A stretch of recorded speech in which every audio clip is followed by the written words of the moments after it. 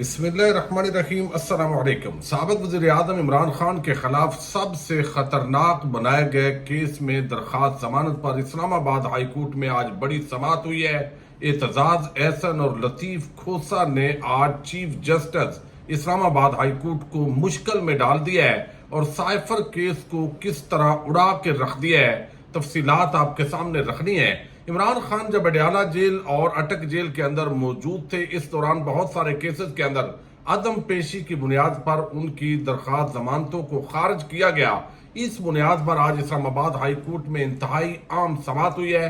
जज अबू अल असनाद की अदालत के अंदर इमरान खान के वकील ने किस तरह पूरे सिस्टम को बेनकाब किया है, आम तफसीलात आपके सामने रखनी है। उम्मीद है आप समाअत करेंगे और अपने कीमती फीडबैक से जरूर आगाह करेंगे।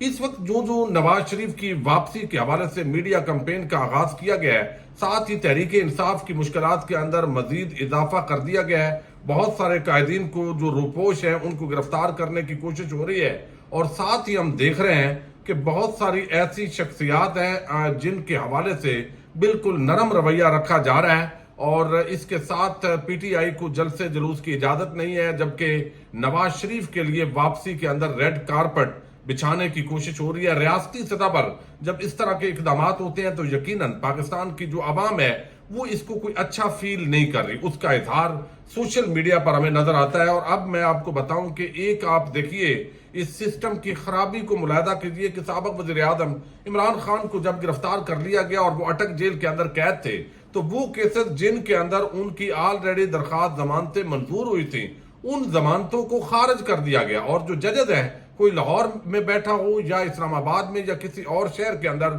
ना वो कोई अंधा है, ना गूंगा है, ना बहरा है, उसके भी ये बात इल्म में है कि जो इमरान खान है वो कैद है। जब सरकार के पास कैद हूं तो सरकार का काम है उसकी हाजिरी लगवाए, भाई वो हमारी कस्टडी के अंदर है। लेकिन क्या हुआ कि अदम पेशी की बुनियाद पर लाहौर के अंदर कई मुकदमात के अंदर उनकी दरखास्त जमानतों को खारिज किया गया और इस्लामाबाद के अंदर भी इसी बुनियाद पर अदम हाजिरी को बुनियाद बनाकर उनकी जो जमानतें हैं उनको खारिज किया गया। इसको तहरीक इंसाफ ने चैलेंज किया और आज सलमान सफदर एडवोकेट जो है वो जज अबू अल असनाद जुल्करनैन उनकी अदालत के अंदर पेश हुए हैं। ये मुख्तलिफ केसेस हैं जो इस्लामाबाद के अंदर खन्ना पुल और दीगर जगहों पर जहां जहां, चूंकि हुआ ये कि जब इमरान खान को जो है वो कैद कर लिया गया तो इस दौरान ही जो वाकयात रूनमा हुए, तो जहां पर किसी ने पुरअमन एहतजाज भी किया उस एफआईआर के अंदर भी इमरान खान का नाम डाल दिया गया।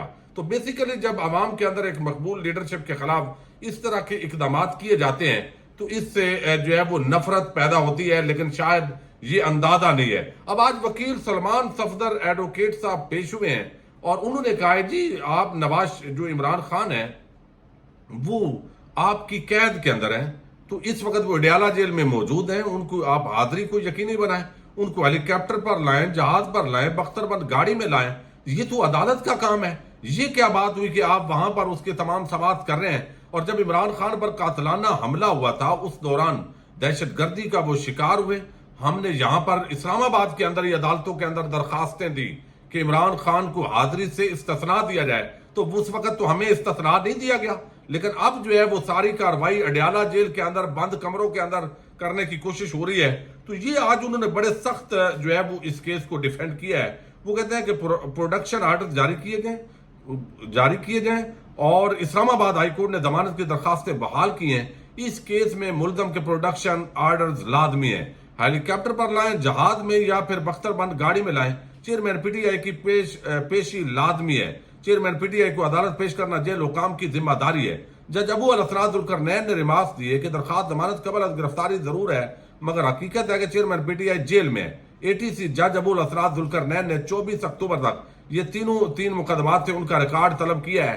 अब देखिए कि जब ये बात उस वक्त जब जमानत खारिज करनी थी, इमरान खान के वकील कह रहे थे, तो उस वक्त ये बात नहीं मानी गई, खारिज कर दी गई। अब जज साहब खुद कहते हैं कि ये एक रियलिटी है कि इमरान खान तो जेल के अंदर है। प्रोसिक्यूटर जो राजा नवीद है उन्होंने कहा कि पहले चेयरमैन पीटीआई सिक्योरिटी खदशात के पेश नजर पेश नहीं हुए थे, अदालत सिक्योरिटी से मुतल्लक रिपोर्ट तलब कर ली, इसके बाद फैसला करे। पहले भी चेयरमैन पीटीआई की यहाँ मौजूदगी की वजह से 2 मुकदमात दर्ज हुए।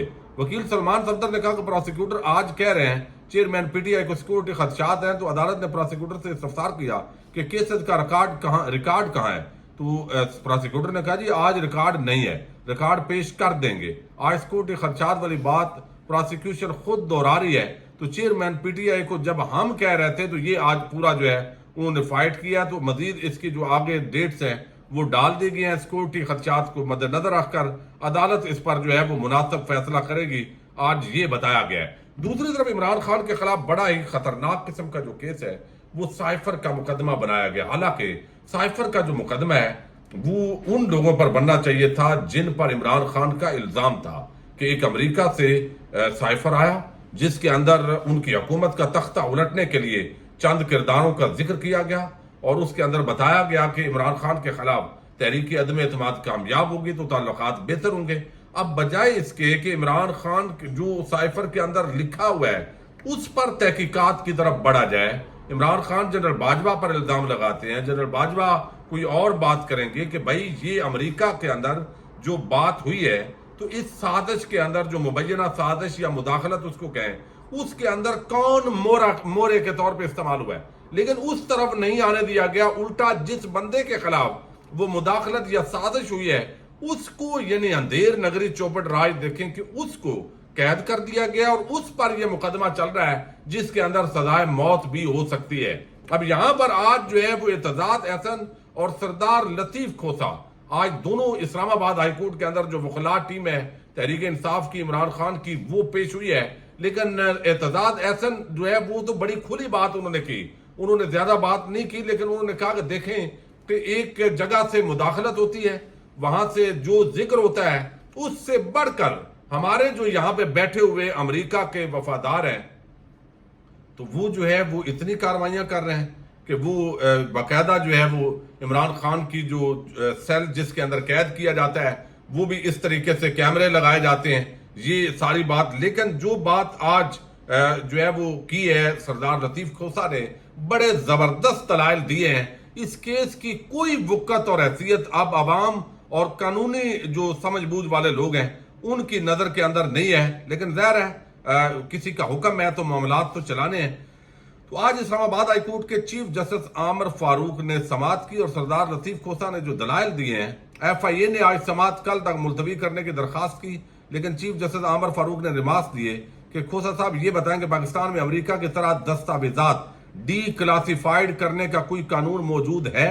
تو لطیف کھوسہ نے عدالت میں کہا کہ اس سائفر کو تو وفاقی کابینہ نے ڈی کلاسیفائیڈ کر دیا تھا۔ اس ملک میں لیاقت علی خان کا قتل ہوا، ذوالفقار علی بھٹو اور بے نظیر بھٹو کے ساتھ بھی جو ہوا وہ آپ کے سامنے ہے۔ یہ سائفر امریکہ میں سفیر اسد مجید نے دفتر خارجہ کو بھجوایا تھا۔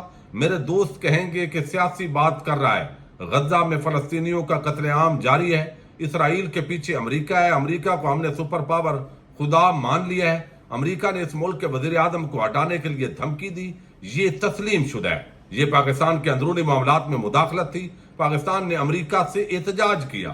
میں نے جب یہ کیس دیکھا تو حیران رہ گیا۔ لطیف کھوسہ کہتے ہیں کہ اس ملک کے خلاف سازش ہو رہی ہے اور وزیر اعظم جو چیف ایگزیکٹو ہے وہ بول بھی نہیں سکتا۔ بھٹو صاحب کی بھی مولوی مشتاق کی کورٹ میں جنگلے میں لا کر کھڑا کیا گیا تھا، یہاں عمران خان کو بھی جنگلے میں لے کر آئے ہیں۔ ان کو جیل میں بھی ڈر کس چیز کا ہے، کیا خوف ہے؟ وہ سابق وزیر اعظم ہے، سابق وزیر اعظم کے بھی حقوق ہیں، ان کا بھی وقار ہے۔ یہ اعظم خان کا بیان لے کر آئے ہیں جو 3 ہفتے لاپتہ رہا، یہ کہنا کہ chairman P T I cipher لے گیا ہے یہ مدح کا خیز ہے۔ پھر جو سردار لطیف کھوسہ نے بات کی ہے، انہوں نے کہا کہ چیئرمین پی ٹی آئی کو ایک ایسے آرڈر کے تحت گرفتار کیا گیا ہے جس پر تاریخ تک نہیں تھی۔ 16 اگست کو ایف آئی اے نے جسمانی ریمانڈ مانگا جسے ٹرائل کورٹ نے مسترد کر دیا۔ چیئرمین پی ٹی آئی کو جوڈیشل ریمانڈ پر جیل بھجوا دیا گیا۔ عدالت کل چیئرمین پی ٹی آئی پر فرد جرم عائد کرنے جا رہی ہے۔ چیئرمین پی ٹی آئی نے بطور وزیر اعظم اپنا قانونی اور آئینی حق استعمال کرتے ہوئے پارلیمنٹ کو اعتماد میں لیا۔ سابق وزیر اعظم نے اپنے آئینی حلف سے غداری نہیں کی۔ Chairman P T I per cipher میں رد و بدل کا الزام بے بنیاد ہے۔ سائفر کا کوڈ ملزم نے نہیں بلکہ خود استغاثہ نے ایف آئی آر میں ظاہر کیا۔ 38ویں نیشنل سیکیورٹی کمیٹی میں فارن سیکرٹری کو طلب کیا گیا۔ فارن سیکرٹری نے سائفر کو کنفرم کیا۔ ایک بات واضح ہے کہ بطور وزیر اعظم میرے سامنے سائفر آیا۔ خان صاحب سائفر کو Heights for national security committee के अंदर लेकर गए। तो ये अब जो है वो वहां पर डिमार्च का फैसला हुआ, तो उन्होंने कहा ये किस तरीके से ये केस जो है वो इमरान खान के खिलाफ इस्तेमाल होता है। साइफर केस मुकदमा अखराज की दरखास्त जो है वो सारे जो है आज दलाइल उनके लतीफ कोसा के मुकम्मल हुए, तहरीरी जवाब जो है वो जमा करवा रहे हैं वो, और तलब किया गया है। जस्टिस आमर फारूक साहब जो है उन्होंने कहा कि आप दलाइल में 3 नुकात अदालत के सामने रखे हैं। पहली बात आप कह रहे हैं कि आर्टिकल 248 का इस्तिस्ना हासिल है। दूसरा पॉइंट आपका यह है कि ऑफिशियल सीक्रेट एक्ट और सेक्शन 5 का इतलाक नहीं होता। तीसरा पॉइंट आपका यह है कि वज़ीर आज़म की जिम्मेदारी थी कि पब्लिक के साथ शेयर करते। वकील लतीफ कोसा ने कहा कि एक पॉइंट यह भी है कि साइफर काबीना मीटिंग में डी क्लासिफाइड हो चुका था। तो ये आज बड़े आम जो नुकात हैं वो उन्होंने उठाए हैं, और अब इसके बाद जो है वो मैं समझता हूं कि कोई गुंजाइश नहीं है। लेकिन समात 2 बजे तक मुलतवी की गई। ज़ाहिर अब 2 बज चुके हैं, जब आपके सामने ये वीडियो आ रही है तो 2 करीब है। तो उसके बाद यकीनन चीफ जस्टिस जो आमर फारूक है वो कोई ना कोई इधर उधर घूम घुमा के पतली गली से निकलने की कोशिश करेंगे। पता सब जजेस को भी है, प्रोसिक्यूशन को भी पता है कि ये केसेस के अंदर कोई जान नहीं है, लेकिन चूंकि इमरान खान के खिलाफ एक भोंडे किस्म के बोगस मुकदमात बनाने हैं, तो सरदार लतीफ कोसा एतजाज एहसन मैं समझता हूं उन्होंने हक अदा किया है पूरी तरह। ये पाकिस्तान की तारीख का एक आम मुकदमा जो है वो फाइट कर रहे हैं। इजाजत दीजिएगा, अल्लाह हाफिज।